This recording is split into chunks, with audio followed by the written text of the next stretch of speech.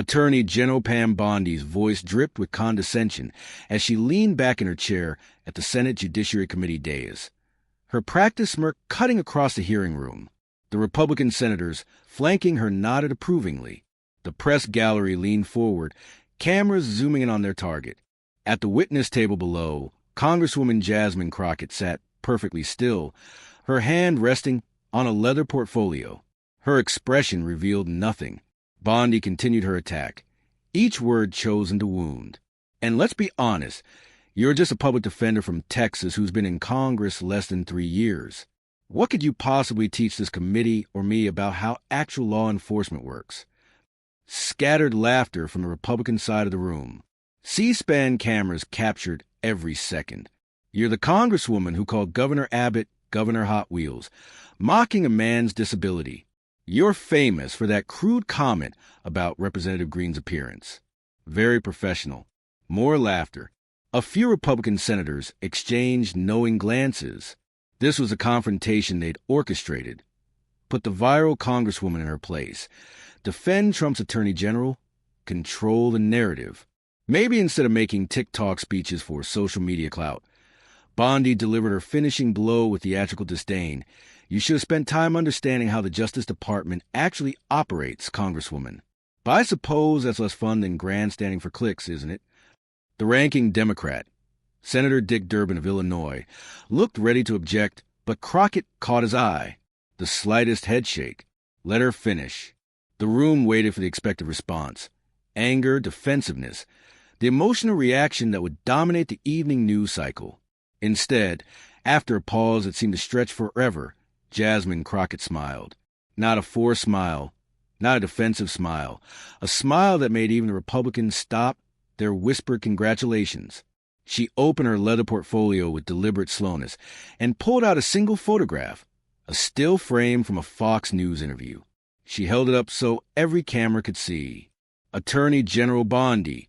Crockett's voice was level, almost conversational. I appreciate the lecture. I really do.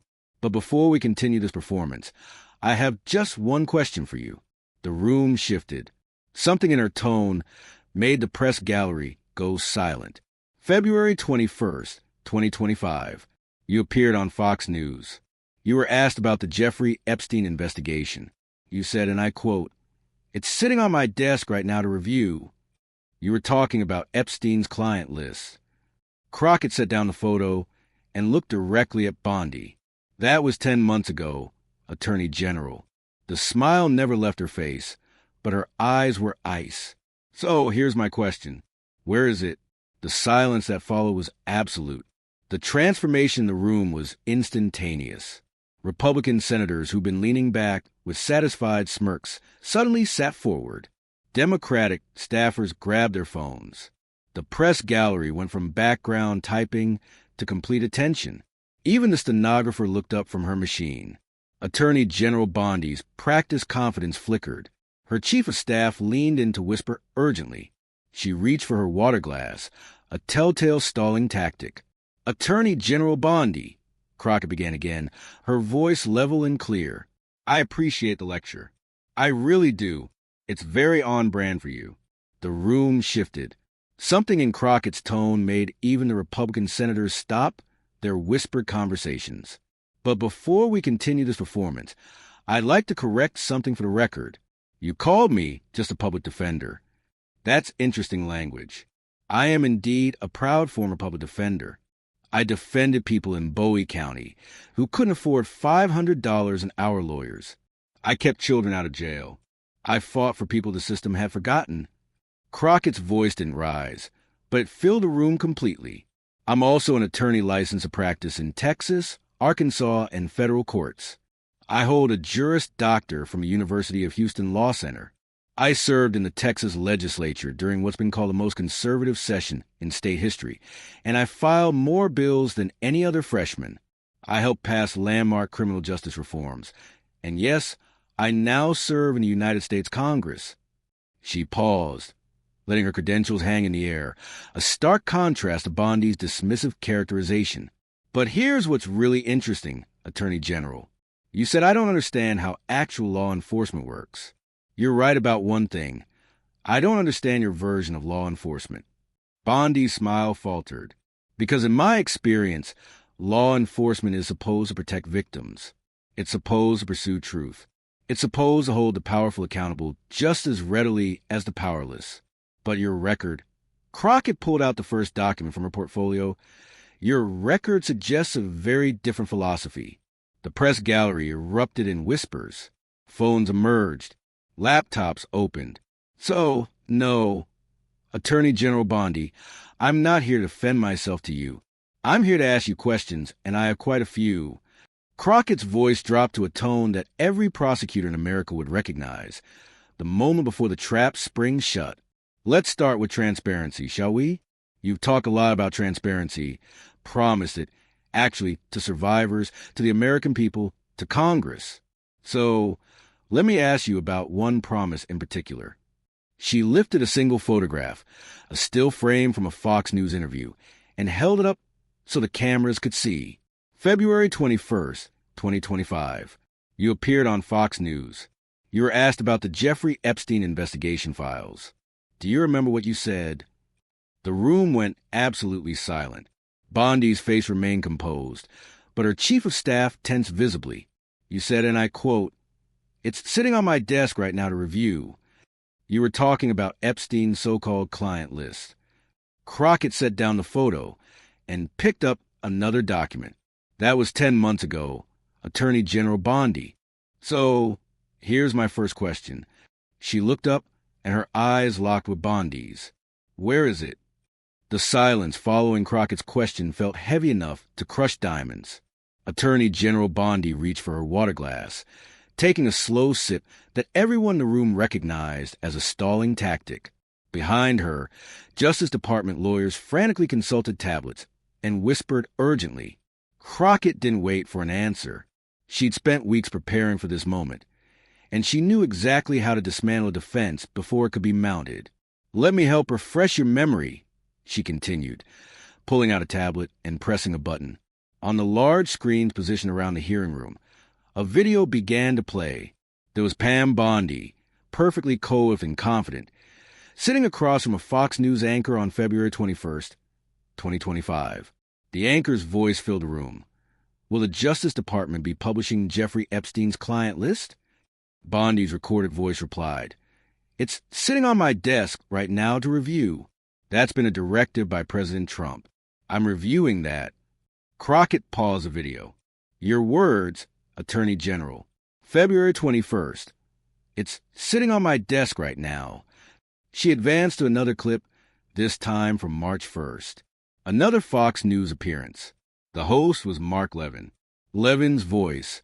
They're trying to protect a lot of names and individuals, aren't they? They don't like the names on the list. Bondi's response. We will get everything. We will get the full Epstein files. Another pause. Crockett let the silence work for her. March 1st. You assured the American people you would get everything, the full Epstein files. Not some files, not selected files, full transparency. She clicked to a third clip. This time, Bondi was at a White House event on February 27th, surrounded by conservative influencers, handing out binders marked the Epstein Files Phase 1. Phase 1, Crockett emphasized, implying there would be a Phase 2, a Phase 3, implying there was so much information that it had to be released in phases. Now came the document that would change everything. Fast forward to July 7th, 2025. Crockett held up a 2-page memo. This is from your Justice Department, your FBI, a memo that says, and I'm reading directly from it, there is no evidence of an Epstein client list. The room erupted. Republican senators looked genuinely surprised. Democrats were already on their phones. The press gallery transformed into a frenzy of typing and tweeting. Crockett raised her voice over the din, no evidence. Not it's classified. Not we can't release it. No evidence it exists. She pulled out a timeline blown up large enough for everyone to see. February 21st, 2025. Bondi claimed client list is on my desk. February 27th, 2025. Phase 1 document release. Mostly public records. March 1st, 2025. Bondi promises full Epstein files. March 3rd, 2025. Bondi claims she was misled by FBI. July 7th, 2025. DOJ memo states no client list exists. So, which is it? Attorney General? Were you lying in February when you said it was on your desk? Or are you lying now when your department says it never existed? Bondi's face had gone pale. She leaned toward her microphone. Congresswoman, you're taking my words out of context. Context. Crockett's eyebrows shot up. Attorney General, I played your exact words. There is no context that makes it sitting on my desk mean it doesn't exist. She wasn't finished. Not even close. But wait, there's more. Because the client list wasn't your only claim. Crockett pulled out another document. You also said there were, and these are your exact words, tens of thousands of videos showing Epstein with children or child porn. A gasp went through the room. This was even more explosive. May 7th, 2025, Crockett continued, reading from a transcript. You stated publicly, there are tens of thousands of videos of Epstein with children or child porn, and there are hundreds of victims. She looked up from the document, her expression hard. That's a bombshell claim, Attorney General. Tens of thousands of videos of child sexual abuse. That would be one of the largest collections of such material ever documented. That would require massive prosecutions. That would mean potentially thousands more victims. The weight of those words hung in the air. Except Crockett pulled out yet another document. Your own FBI director, Kash Patel, walked that back in June, and your July memo states there were over 10,000 downloaded videos and images. Not just videos, videos and images of illegal material. Not tens of thousands of videos, not Epstein with children in tens of thousands of recordings. She held up the Associated Press report she'd brought with her. The AP investigated your claims. They spoke to multiple lawyers and law enforcement officials involved in the Epstein and Ghislaine Maxwell prosecutions. None of them knew of any trove of recordings matching what you described. Bondi tried to interject. The investigation is ongoing. No, it's not, Crockett cut her off. Your own July memo says no additional files will be released and no further investigations are warranted. You closed it, Attorney General. You made explosive claims, raised expectations, gave hope to survivors, and then you shut it down. The ranking Democrat, Senator Durbin, leaned into his microphone. If I may, Congresswoman Crockett, what exactly are you alleging? Crockett turned to face the full committee, her voice clear and prosecutorial. I'm alleging that Attorney General Bondi made promises she couldn't keep, claimed of evidence that didn't exist, and misled survivors of horrific abuse and the American people about the scope and content of the Epstein investigation. She turned back to Bondi. I'm also alleging that this isn't the first time Attorney General Bondi has done something like this. A chill went through the room. Bondi's chief of staff whispered urgently in her ear. In fact, Crockett continued, her voice taking on a different quality, something between sadness and fury. I've seen this movie before. Let me take you back to 2013. Jasmine Crockett set down the Epstein documents with deliberate care, as if handling evidence at trial, which in a way she was. The court of public opinion was now in session, and every camera in the room was locked on her.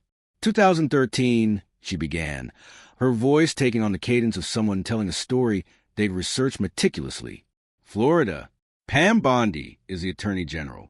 Donald Trump is running Trump University, a for-profit educational program that's receiving complaints. Lots of complaints. She pulled out a new document from her seemingly endless portfolio. 22 complaints, to be precise. 22 Florida citizens contacted the Attorney General's office between 2008 and 2011, reporting they'd been defrauded by Trump University. These were regular people, Attorney General, people who paid thousands of dollars for real estate seminars that promised Trump's secret strategies but delivered nothing but debt. Bondi shifted in her seat, but Crockett didn't give her time to respond. In August 2013, New York Attorney General Eric Schneiderman filed a lawsuit against Trump University, alleging it was an elaborate fraud. Your office, Attorney General Bondi, announced you were considering joining that lawsuit. Florida had the complaints. Florida had the victims. It made sense. Crockett paused, letting the setup land. And then, on September 9th, 2013, something interesting happened. The Donald J. Trump Foundation, a charitable foundation that by law cannot make political donations, sent a check for $25,000 to Injustice for All, a political action committee supporting your re-election campaign. The clicking of keyboards in the press gallery intensified.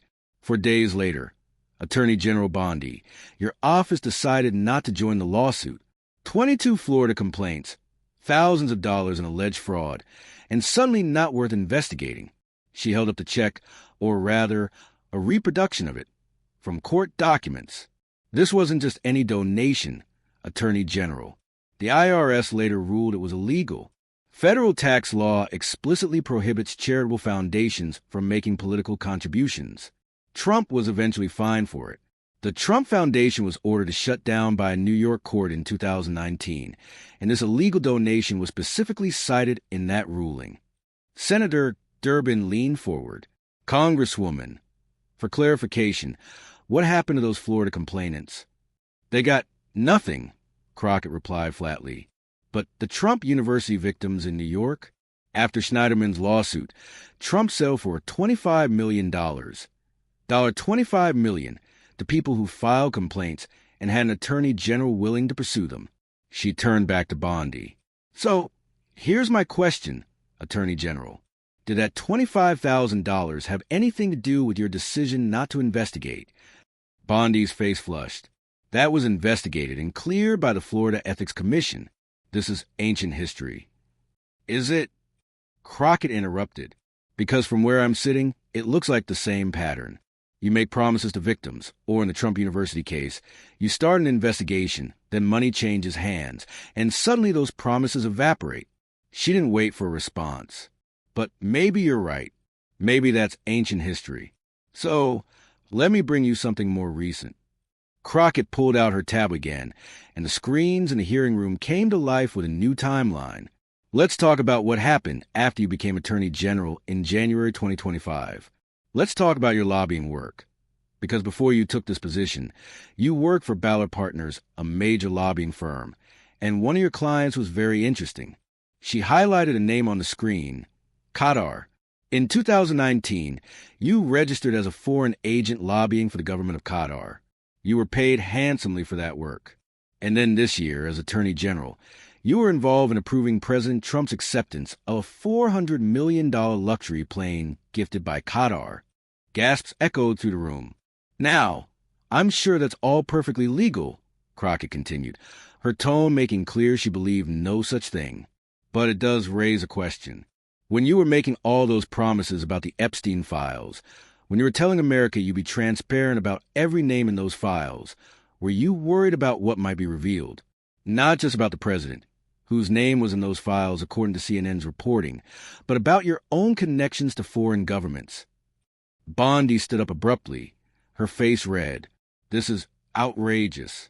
I will not sit here and be accused. Sit down, Attorney General. Crockett's voice cut like a blade. You don't get to run from questions.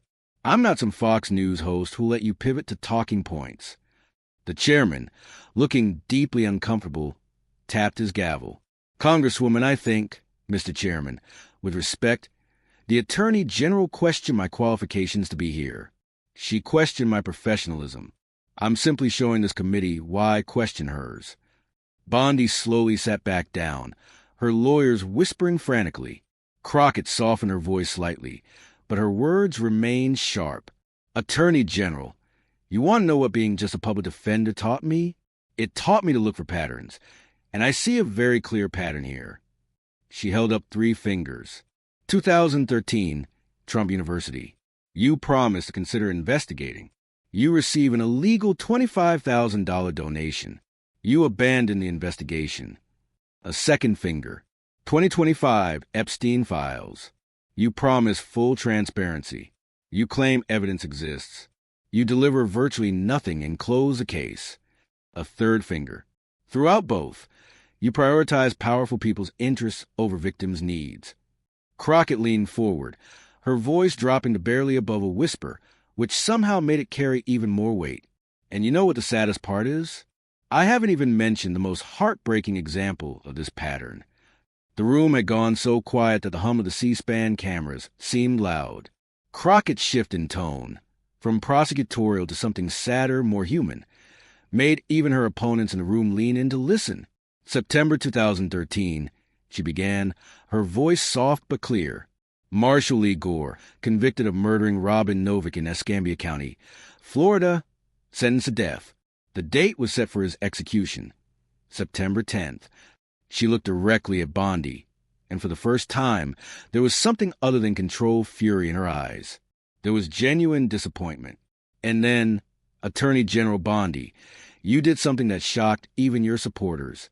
You requested that Governor Rick Scott postpone the execution. Do you remember why? Bondi said nothing. A campaign fundraiser. Crockett said quietly, you had a campaign fundraiser scheduled that day, and executing Marshall Lee Gore would have, and I'm reading from the Tampa Bay Times here, conflicted with your schedule. She pulled out a newspaper clipping from 2013. The headline read, Bondi postpones execution for fundraiser.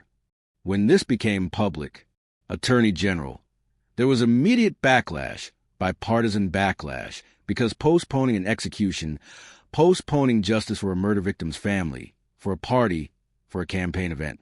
That's not a scheduling conflict. That's a values problem. Crockett's voice hardened again. You apologized eventually, after the media firestorm forced you to. But here's what you said at the time, before the pressure mounted. I had a scheduling conflict. A scheduling conflict. As if moving justice for murder victims was like rescheduling a haircut. She set down the clipping and picked up another document. Robin Novick's family waited. They'd already waited years for justice. They prepared themselves emotionally for this moment, for closure, for finality. And you made them wait longer because you had a fundraiser. The emotional weight in the room was palpable. Even some Republican senators looked genuinely uncomfortable. Now, Attorney General Bondi, I want you to think about that moment. Think about prioritizing your campaign event over a victim's family. And then I want you to think about the Epstein survivors. Crockett's voice rose again, passion breaking through her measured delivery. 250 women and girls. That's how many victims the Justice Department has identified. 250 people who suffer horrific abuse, who had to live with that trauma for years, who watched Jeffrey Epstein escape full accountability when he died in 2019. She pulled out photos, not of the victims themselves, but of newspaper headlines about them. These survivors heard you in February 2025. They heard you promise transparency. They heard you claim you had a client list on your desk. They heard you say there were tens of thousands of videos. And for the first time in years, some of them felt hope. Hope that maybe finally all of Epstein's enablers and co-conspirators would be exposed, that maybe justice would be served. Crockett's hands trembled slightly as she held the headlines. And what did you give them, Attorney General? She pulled up the July memo again. Binders full of documents they'd already seen. Flight logs that had been public for years. Contact lists that told them nothing new. And then in July, a memo saying, case closed. Nothing more to see. She set the papers down and looked directly at Bondi. You use those survivors just like you use Robin Novick's family, as a scheduling inconvenience. Just like you used the Trump University victims as bargaining chips. You made them promises you never intended to keep, raised their hopes, and then you walked away. A single tear rolled down the cheek of someone in the gallery, a woman who'd been identified earlier as an advocate for Epstein survivors. Cameras caught it. Bondi tried to respond, her voice shaking. Congresswoman, I have worked tirelessly for victims. Have you? Crockett interrupted. Have you really? Because your record tells a different story. She pulled out one final document for this section. Trump administration officials, your own colleagues, told CNN that you bungled the Epstein case from the start. They said you overpromised. Even people inside the White House were frustrated with you. Laura Loomer, a prominent MAGA supporter, called for you to be fired over this. Crockett let that sink in. When you've lost even the MAGA faithful, Attorney General, you know you've truly failed. Because they wanted to believe you. They wanted those files released, and you couldn't deliver. She paused, and when she spoke again, her voice carried the weight of every victim whose case she'd ever handled as a public defender. But the real failure isn't political. The real failure is moral. You look survivors in the eye, metaphorically through television cameras, and you lied to them. You gave them false hope. And that, Attorney General Bondi, is unforgivable. The room was silent, except for the sound of rapid typing from the press gallery. Bondi's face had gone from red to pale. Her chief of staff was on his phone, clearly trying to coordinate some kind of damage control. Senator Durbin cleared his throat. Congresswoman Crockett, I think you've made your point quite clearly. Do you have specific recommendations for this committee? Crockett nodded slowly. I do, Senator. But first, I want to make sure Attorney General Bondi understands what I'm really showing you all today. She stood up from the witness table, gathering all her documents. This isn't about one scandal. This isn't even about 3 or 4 scandals. This is about a pattern of behavior spanning 14 years, a pattern of choosing powerful interests over vulnerable victims, a pattern of making promises and breaking them, a pattern of using victims' pain for political gain and then abandoning them. She looked at each senator on the committee in turn. And it's about whether we, as a country, are going to hold our highest law enforcement officer to the same standards we hold everyone else. The lunch recess had done nothing to cool the temperature in the hearing room. If anything, the afternoon session crackled with even more tension. The morning's testimony had already gone viral. #BondiExposed was trending #1 on X. TikTok was flooded with clips, and cable news had cleared their schedules to provide live coverage. When the committee reconvened, Attorney General Bondi looked markedly different. The confident bearing from the morning had been replaced by something more defensive. Her lawyer sat closer now, whispering frequently. The chief of staff's phone hadn't stopped buzzing.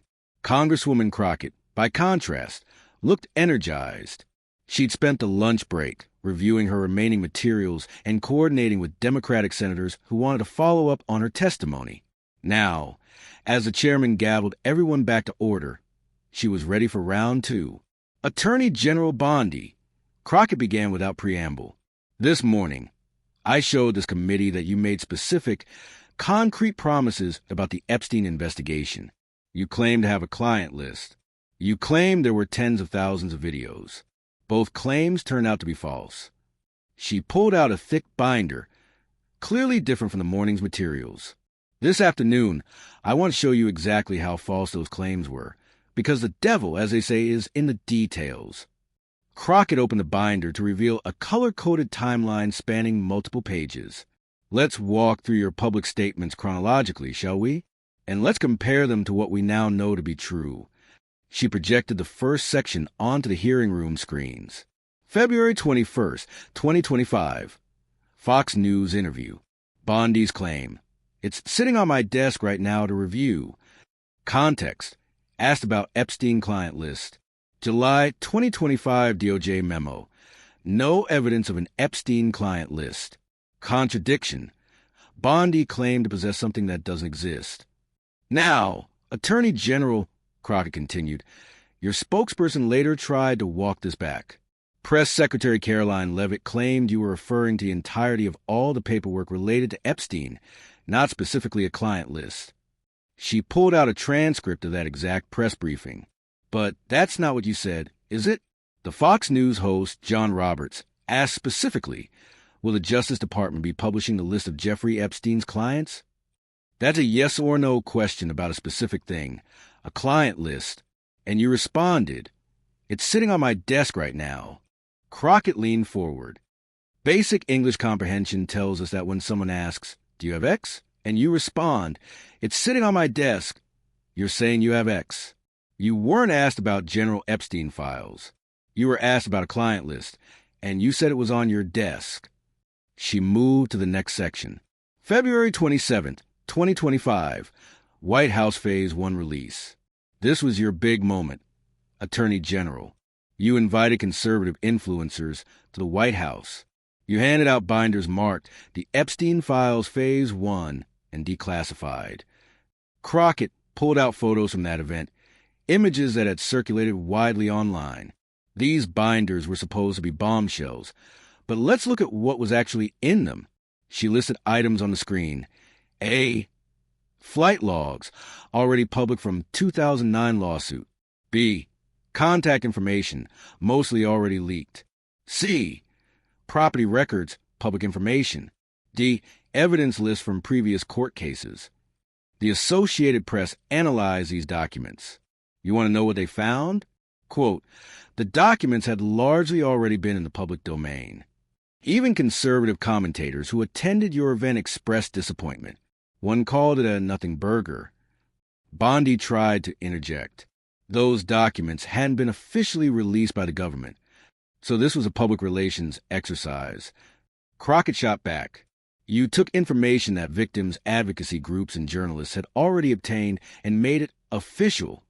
That's your idea of transparency. She didn't wait for an answer. March 1st, 2025, Mark Levin interview. This is where things get really interesting, Crockett said, advancing to the next section, because this is where you double down. She played the video clip on screen. Mark Levin was asking Bondi about documents being withheld. Levin, they don't like the names on the list, do they? Bondi, we will get everything. We will get the full Epstein files. Crockett paused the video.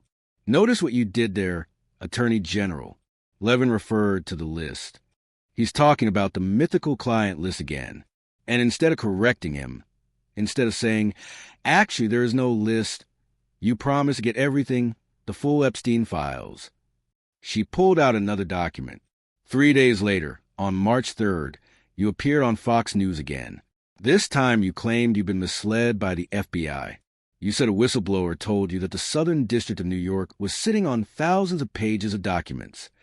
Crockett set down the document and crossed her arms. So, let me get this straight. First, the client list was on your desk. Then you've been misled about having it. Then someone else had thousands of pages. It's like a shell game, Attorney General. Every time someone checks under one shell, you move the alleged evidence to a different one. The analogy landed perfectly. Several reporters in the gallery could be seen nodding and typing furiously. May 7, 2025, the tens of thousands of videos claim. Now we come to perhaps your most disturbing claim, Crockett said, her voice dropping to a more serious register. This is where you went from misleading to potentially harmful. She pulled up a video of Bondi speaking publicly. Bondi. There are tens of thousands of videos of Epstein with children or child porn, and there are hundreds of victims. Crockett paused the video and turned to face Bondi directly. Attorney General, do you understand the severity of what you claimed there? Tens of thousands of videos of child sexual abuse. That would represent one of the largest caches of child exploitation material ever documented.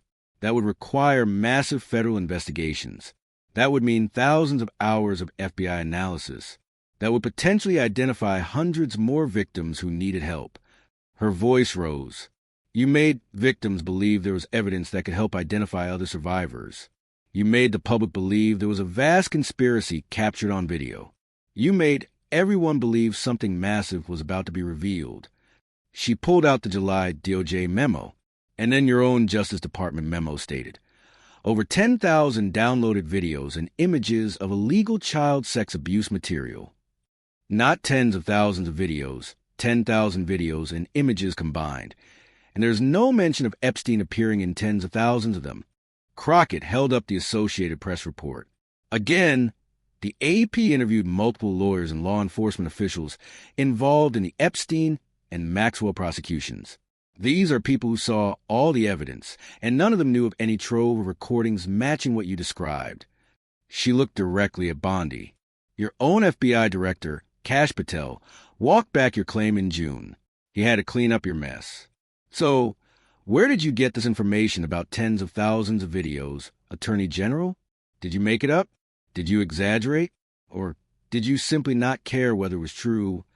The room was absolutely silent. Because here's what I think happened, Crockett continued. I think you were spending so much time on Fox News, making promises and building anticipation, that you started believing your own hype. You wanted to be the Attorney General who broke the biggest case open. You wanted the credit, the attention, the legacy. She paused. But you didn't want to do the actual work of verifying your claims. July 7th, 2025, the final memo. And that brings us to July, Crockett said, pulling up the final section of her timeline. The memo that ended it all. She read from the document. The Justice Department and FBI conducted a thorough review of investigative holdings relating to Jeffrey Epstein. No evidence of a client list was found. The investigation determined Epstein died by suicide. No additional files will be made public. Crockett set down the memo. Case closed. After months of promises, after raising survivors' hopes, after claiming you had evidence that didn't exist. Case closed. She looked at the Republican senators on the committee, and the reaction? Even your own supporters were furious. Laura Loomer called for you to resign. Tucker Carlson said you were covering up crimes. Elon Musk posted mocking memes about you. Far-right influencer Jack Posobiec said the handling was utterly mismanaged. Crockett turned back to Bondi. You lost the room, Attorney General, not the liberal room. You never had that. You lost the MAGA room, the people who wanted desperately to believe you. And you lost them because you couldn't deliver on your promises. She gathered her timeline materials. So, let me ask you directly. Why did you make promises you couldn't keep? Was it ambition? Incompetence? Were you trying to protect someone? Or do you simply not care about truth when it's politically inconvenient? Bondi's lawyer finally stood up. Mr. Chairman, these accusations are inappropriate. Sit down. Senator Durbin cut him off. Your client came here and attacked Congresswoman Crockett's qualifications. She opened this door. Now she can walk through it. The lawyer sat down, looking furious. Bondi herself looked shell-shocked. Her carefully constructed authority had crumbled over the course of the day. Now she just looked like what she was, someone caught in multiple lies with nowhere to hide. Crockett wasn't done yet, not even close. Attorney General, I have one more question about the Epstein case before we move on. She pulled out a CNN article dated July 23, 2025.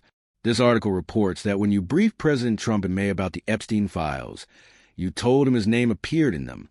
Is that true? Bondi paled. That was a confidential briefing. So it is true, Crockett pounced. You knew Trump's name was in the files. You briefed him. I want to read you something. This is from a statement released by an advocacy organization representing several Epstein survivors. They released this after your July memo. She pulled out the statement and began reading. We were told there would be transparency. We were told the full truth would finally come out. We were told that anyone who enabled, participated in, or covered up these crimes would be exposed. We were given hope, and then we were given nothing. Crockett looked up from the paper. Nothing. That's what you gave them, Attorney General.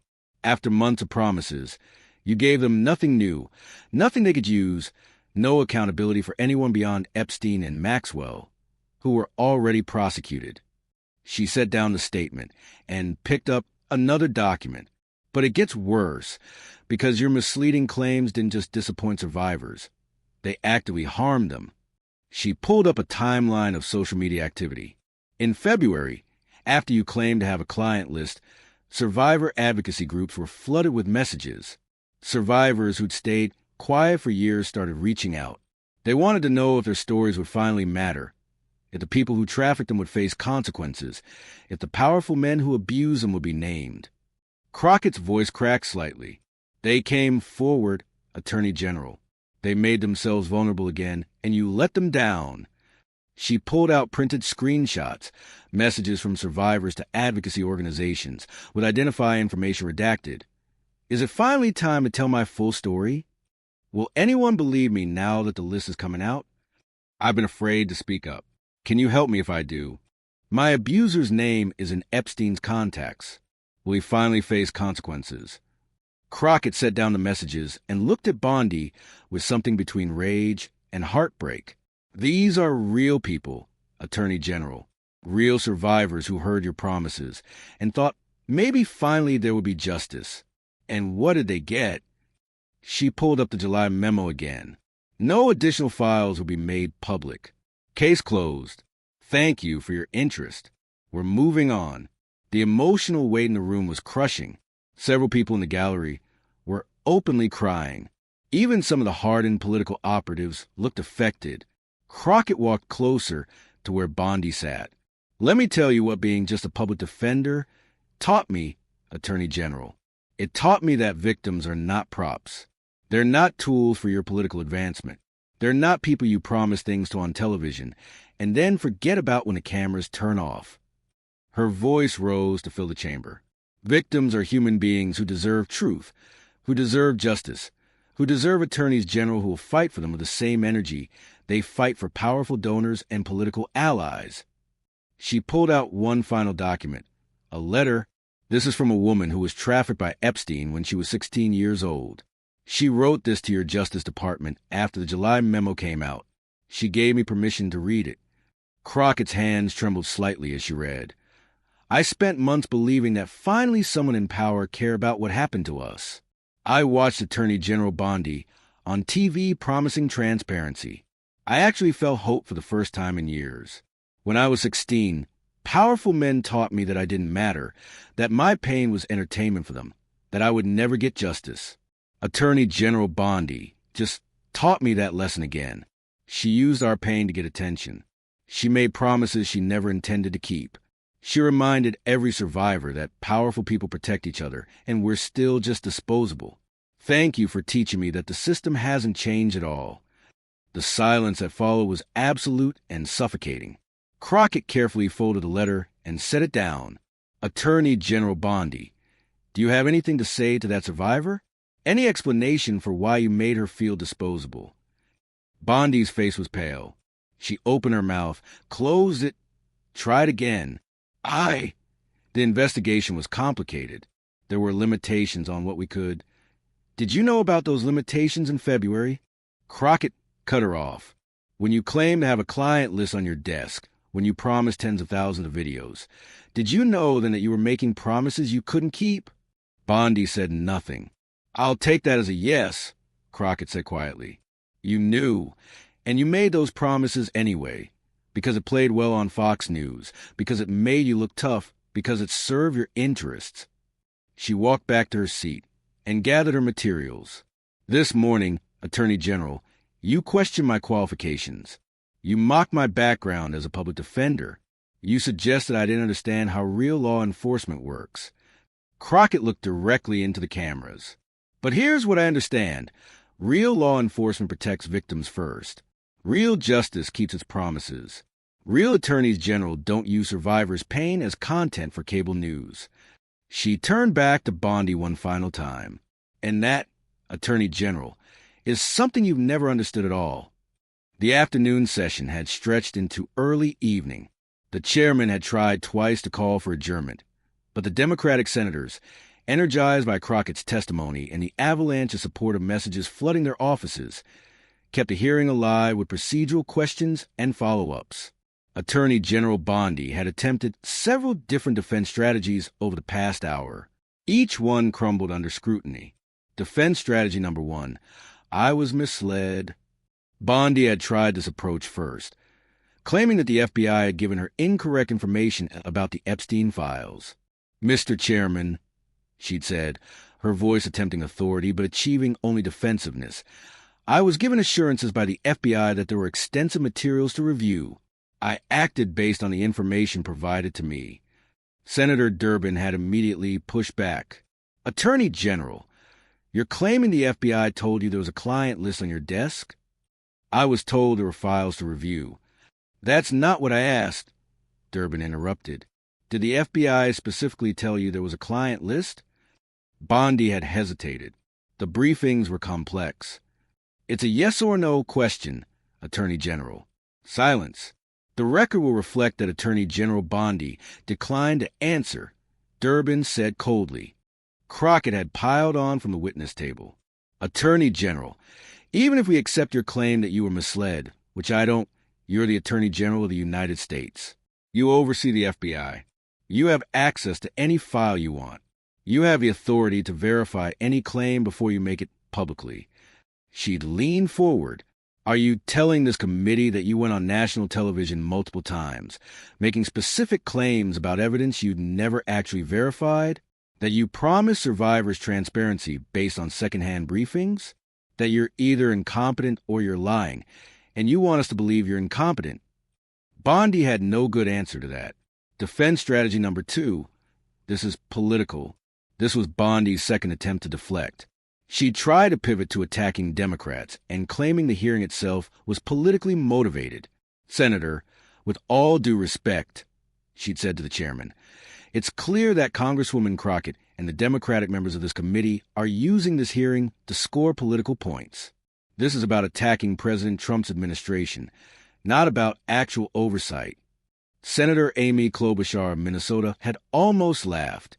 Attorney General, you literally began this hearing by attacking Congresswoman Crockett's appearance in viral videos and her background as a public defender.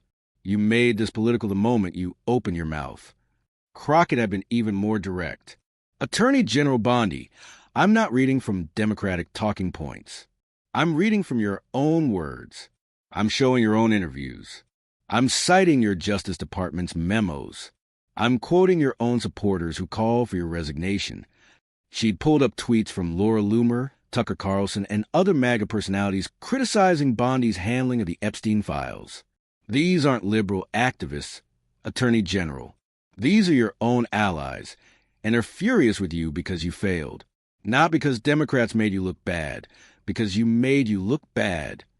The political deflection had crashed and burned.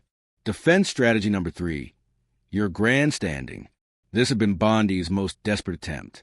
She tried to dismiss the entire hearing as Crockett, seeking another viral moment. Congresswoman, Bondi had said with forced condescension, it's clear you're just trying to create another viral video for social media. This isn't serious oversight. This is performance art. The room had gone completely silent. Every senator had turned to look at Crockett, waiting for her response. Crockett had stood up slowly from the witness table. When she spoke, her voice was quiet but carried to every corner of the room.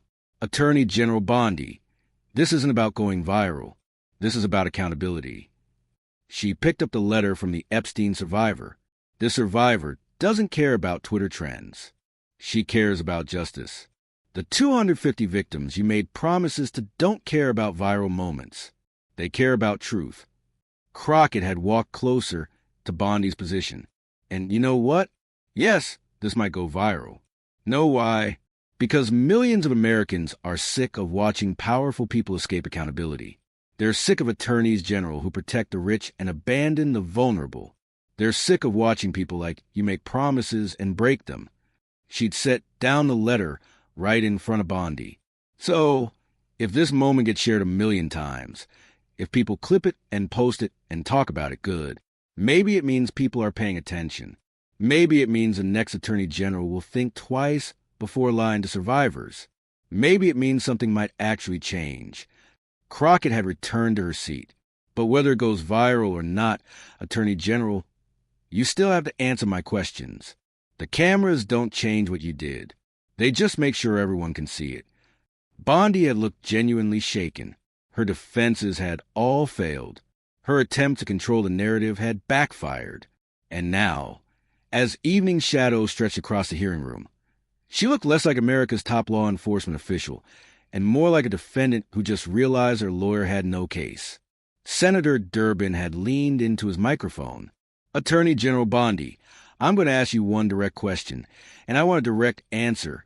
No deflection, no talking points, just truth. He pulled out a piece of paper. On February 21st, 2025, did you know whether a Jeffrey Epstein client list existed when you told Fox News it was sitting on your desk? Bondi had looked at her lawyers. They'd whispered urgently. She'd turned back to the microphone. Senator, the situation was fluid. Yes or no? Attorney General, did you know? A long pause. I had been briefed that that's not what I asked. Yes or no? Did you know whether a client list existed when you claimed it was on your desk? Another pause. Longer this time. Finally, barely audible, "No!" The room erupted. Reporters sprinted for the doors. Phones everywhere lit up. The admission that she'd made a specific claim about evidence without knowing whether it existed was the soundbite that would define the entire hearing. Crockett had simply nodded, as if confirming something she'd known all along. "Thank you for your honesty, Attorney General." Finally, as the chaos in the hearing room began to settle, Crockett stood one final time. She'd been at the witness table for nearly 8 hours. Her voice was hoarse. Her suit jacket had long since been removed and exhaustion showed in her eyes, but her resolve had only strengthened. "Mr. Chairman," she addressed the Republican senator from Alabama, "I know it's late. I know everyone wants to go home, but I need to say one more thing before we adjourn." The chairman, who'd been visibly uncomfortable all day, but increasingly sympathetic to the Democratic position, nodded. "The Congresswoman is recognized." Crockett pulled out a single piece of paper, her final exhibit. She held it up so the cameras could see it clearly. It was a timeline. Simple, devastating, complete. The pattern of Pam Bondi. 2011. Lender Processing Services issue. Foreclosure fraud investigation. Bondi's action. Removed investigators who benefited. LPS-connected donors. Who suffered. Florida families losing homes. 2013. Trump University issue. 22 fraud complaints from Florida citizens. Bondi's action. Declined to investigate after receiving $25,000. Who benefited. Donald Trump. Who suffered. 22 Florida complainants versus New York victims who got $25 million settlement. 2013. Marshall Lee Gore execution issue. Scheduled execution conflicted with Bondi fundraiser. Bondi's action. Postponed execution. Who benefited. Bondi's campaign schedule. Who suffered. Murder victim's family. 2019 and onward. Qatar lobbying issue. Foreign agent registration for Qatar government. Bondi's action. Received $400,000 plus. Later approved Trump's $400 million plane deal from Qatar as AG. Who benefited. Bondi, Trump, Qatar. Who suffered. American Public Trust. 2025. Epstein files issue. Promised full transparency to survivors. Bondi's action. Made false claims. Delivered nothing. Closed case. Who benefited. Unknown, possibly Trump, possibly others. Who suffered. 250-plus survivors, American public. Crockett let the timeline speak for itself for a long moment. Then she began her closing statement. "Mr. Chairman, members of this committee, I didn't come here today planning to make a spectacle. I came here to testify about DOJ accountability. Attorney General Bondi chose to attack me personally. She questioned my qualifications, my professionalism, my motives." She looked directly at Bondi. "So I showed her, and I showed all of you, exactly why I question hers." Crockett walked to the center of the room, between the witness table and the committee dais. "This timeline represents 14 years. 14 years of choosing power over people. 14 years of protecting donors and abandoning victims. 14 years of promises made and promises broken." Her voice grew stronger. In 2011, while Florida families were losing their homes to potentially fraudulent foreclosures, Attorney General Bondi removed the investigators looking into lender processing services. LPS-connected donors had contributed heavily to her campaigns. The investigation died. The families lost their homes. She moved to the next item. In 2013, 22 Florida citizens filed complaints about Trump University's fraudulent practices. Attorney General Bondi announced her office was considering joining New York's lawsuit. Then Trump's foundation illegally donated $25,000 to her PAC. Suddenly, those complaints weren't worth pursuing. New York's victims got $25 million. Florida's victims got nothing. Her voice took on an edge. In that same year, Attorney General Bondi postponed a convicted murderer's execution because it conflicted with her campaign fundraiser. Not a family emergency, not a legal complication, a party. She apologized only after media backlash forced her to. Moving to the next item. In 2019, After leaving office, she registered as a foreign agent lobbying for Qatar's government. She was paid handsomely. Then, as Attorney General in 2025, she was involved in approving President Trump's acceptance of a $400 million luxury plane from Qatar, the same foreign government that had paid her. And finally, the last item. In 2025, she promised 250 Epstein survivors full transparency. She claimed to have a client list. She claimed there were tens of thousands of videos. She raised hopes that finally everyone involved would be exposed. And then she delivered nothing. Her own department contradicted her claims. Her own FBI director walked back her statements. Her own supporters called for her resignation. Crockett turned to face the full committee. Senators, this isn't a series of unfortunate mistakes. This isn't bad luck. This isn't even incompetence, though Attorney General Bondi has certainly shown plenty of that today. She held up the timeline. This is a pattern, a clear, consistent, undeniable pattern of corruption. Every single time Attorney General Bondi has faced a choice between doing what's right for victims and doing what's beneficial for powerful people, she has chosen power. Her voice rose to fill the chamber.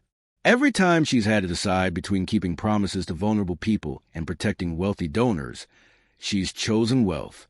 Every time she stood at a crossroads between transparency and cover-up, she's chosen cover-up. Every single time. Crockett set down the timeline and picked up the photo of the 250 numbered survivors. And the victims keep piling up. Florida homeowners, Trump University students, a murder victim's family, Epstein survivors, real people whose lives were impacted by her choices. She looked directly at the Republican senators who've been most resistant to the hearing. So, when you vote on whether to recommend further investigation into Attorney General Bondi's conduct, I want you to think about that pattern. I want you to ask yourself, is this the person we want as America's top law enforcement official? Is this someone who will protect the vulnerable? Is this someone who will pursue justice regardless of who it impacts? Crockett turned back to Bondi one final time. This morning, Attorney General, you said I didn't understand how real law enforcement works. You were right about one thing. I don't understand your version of law enforcement, because the version I learned as a public defender was very different. Her voice softened, but the words cut deeper than any shout.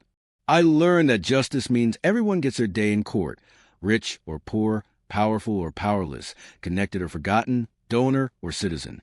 I learned that a prosecutor's job is to seek truth, not protect allies. I learned that victims deserve lawyers who will fight for them with the same energy they'd fight for anyone else. She paused. I learned that the law is supposed to be a shield for the weak and a limit on the strong, not the other way around. Crockett gathered her materials one last time. Attorney General Bondi, you've spent 14 years proving that you've never learned those lessons. You've treated the law as a tool for protecting the powerful and ignoring the powerless. You've used victims as props for press conferences and then abandoned them when it mattered. She picked up the survivor's letter one more time. This survivor wrote that you reminded her she's still just disposable. That's your legacy, Attorney General. That's what 14 years of your version of law enforcement has created. Survivors who feel disposable, victims who don't trust justice, citizens who believe the system is rigged for the wealthy. Crockett looked up at the cameras, speaking now to the millions watching. And that's why I came here today. Not to grandstand, not to go viral, not to attack Attorney General Bondi personally, but to show everyone what happens when we let people who serve power instead of people rise to the highest offices in our government. She turned back to the committee. Mr. Chairman, I recommend this committee launch a full investigation into Attorney General Bondi's handling of the Epstein files, her misleading statements to the public, and whether she's fit to continue serving as Attorney General.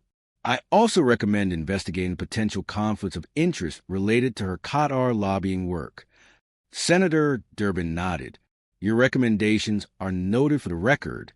Congresswoman Crockett picked up her portfolio and the photo of the 250 survivors.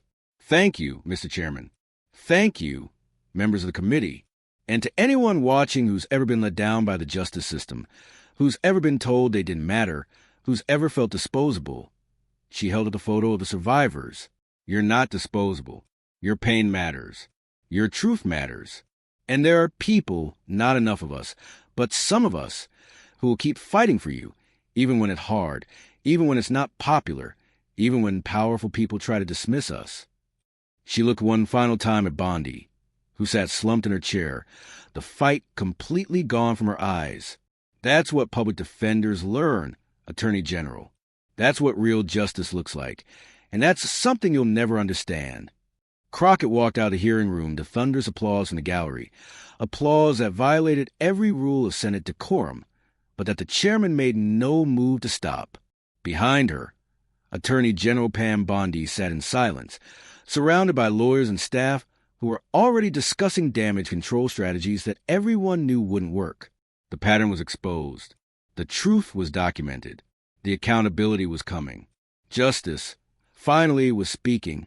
By 8 p.m., every major news network had cleared their evening programming. Bondi admits she didn't know if Epstein lists existed, screamed the cheer-ins. Cable news panels analyzed every moment of a hearing. Constitutional law professors weighed in on whether Bondi's conduct met the threshold for impeachment. X's trending topics told the story. Number 1, hashtag Bondi exposed. Number 2, hashtag Crockett destroys Bondi. Number 3, hashtag Justice for Epstein survivors. Number 4, hashtag pattern of corruption. Number 5, hashtag Jasmine Crockett. TikTok was flooded with clips, the most viral. Crockett's final speech with a timeline of Bondi's pattern. Over 10 million views in 3 hours. Instagram Reels focus on emotional moments. Crockett reading the survivor's letter, her voice breaking as she described the 250 victims. Even conservative commentators were split. Some defended Bondi as a victim of Democratic persecution, but others, including several prominent MAGA voices, admitted the optics were really, really bad. Laura Loomer tweeted, "I've been saying for months that Bondi needs to go. Today proved I was right." Tucker Carlson opened his show with, "Look, I wanted to believe Pam Bondi. I really did. But after watching that hearing, she's got some serious explaining to do." An emergency meeting was underway in the Attorney General's conference room. Bondi sat at the head of the table, her earlier composure completely shattered. Around her, senior DOJ officials and White House lawyers tried to construct some kind of response. "We need to get ahead of this," her chief of staff insisted. "Schedule interviews, put out a detailed statement. No one's going to interview her." A White House lawyer cut him off. "Every question will be about the hearing. It's a death spiral." "What about pursuing charges against Crockett?" someone suggested. "Defamation, or are you insane?" another lawyer shot back. She cited publicly available documents and Bondi's own words. "There's no case there, and trying to prosecute her would make this 1,000 times worse." Bondi said nothing, staring at her phone as message after message came in, most from Republicans, many of them expressing concern in a carefully coded language that meant they were distancing themselves. President Trump was reportedly furious, but at whom remained unclear. Some aides said he was angry at Bondi for bungling the Epstein files. Others said he was angry at Crockett for embarrassing his administration. Still others said he was angry at everyone for letting the situation get this out of control. "Get her out there," Trump reportedly told his communications team. "She needs to fix this." "Sir," one aide carefully explained, "every time she goes on TV, she makes it worse. The more she talks about Epstein, the more people remember she failed." "Then what do we do?" Silence in the room. Jasmine Crockett sat at her desk, her phone long since silenced after the 1,000th notification. She wasn't reading the praise or the criticism. Instead, she was drafting legislation, the Attorney General Accountability Act of 2025. The bill would require attorneys general to face immediate investigation for misleading Congress, transparency reports on all closed investigations involving public figures, mandatory recusal when former lobbying clients are involved in DOJ matters, enhanced protection for crime victims who are misled by law enforcement, congressional oversight of DOJ media appearances to prevent misleading statements. Would it pass?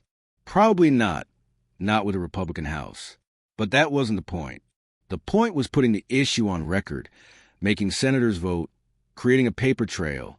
Because Crockett understood something that Bondi never had. Real change doesn't happen in one hearing. It happens through persistent, documented, relentless pursuit of truth, one hearing at a time, one bill at a time, one survivor at a time. Across the country, Epstein survivors watched the hearing coverage. Some cried, some felt vindicated, some felt exhausted, some felt all of those things at once. One survivor, watching clips on her phone at 1 a.m., typed out a message to the advocacy organization that had supported her. I spent months feeling stupid for believing Bondi's promises. Tonight, someone finally said what I've been thinking, that we weren't stupid for hoping. She was cruel for lying. Thank you for showing me it's okay to still demand justice. The political fallout was swift and comprehensive. 7 Democratic senators formally called for Bondi's resignation. 3 Republican senators privately told the White House she'd become untenable. The House Judiciary Committee announced an investigation into the Epstein files handling. 2 law school professors filed an ethics complaint against Bondi with the D.C. Bar. A victims advocacy group filed a lawsuit seeking to force release of more Epstein materials. Bondi's approval rating dropped to 31%, historically low for an attorney general. But perhaps most significantly, Crockett's legislation gained 47 co-sponsors in its first week.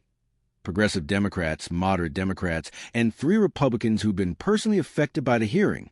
It wouldn't pass this session, but it was now part of the conversation. Attorney General Pam Bondi remained in her position, but her power was effectively neutered. Major decisions were being made around her. Her media appearances had stopped entirely. White House officials referred to her as a lame duck AG. Rumor was she'd be replaced after the midterms. Regardless of the outcome, the investigation into her handling of the Epstein files was ongoing. The D.C. Bar ethics complaint was proceeding. The civil lawsuit was working through the courts. Jasmine Crockett, meanwhile, had become one of the most sought-after voices in Democratic politics. She was a regular on cable news, but notably, she never grandstand. She never chased viral moments. She simply showed up, stated facts, and advocated for victims. Her Attorney General Accountability Act had been incorporated into a larger justice reform package. It still hadn't passed, but it was closer than anyone expected. And most importantly, the survivors she'd advocated for knew they had at least one person in Congress who would fight for them. In the months and years that followed, the Crockett-Bondi hearing would be studied in law schools as a case study in congressional oversight. Political science classes would analyze it as an example of effective confrontation. Communications programs would dissect its viral impact.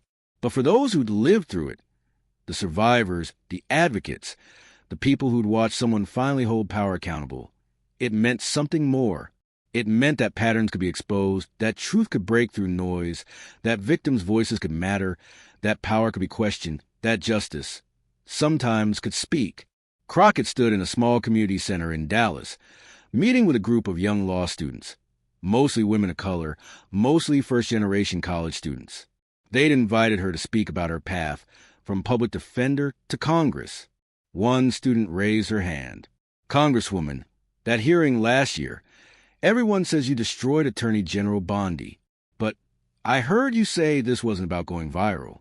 So what was it about?" Crockett smiled. It was about showing work.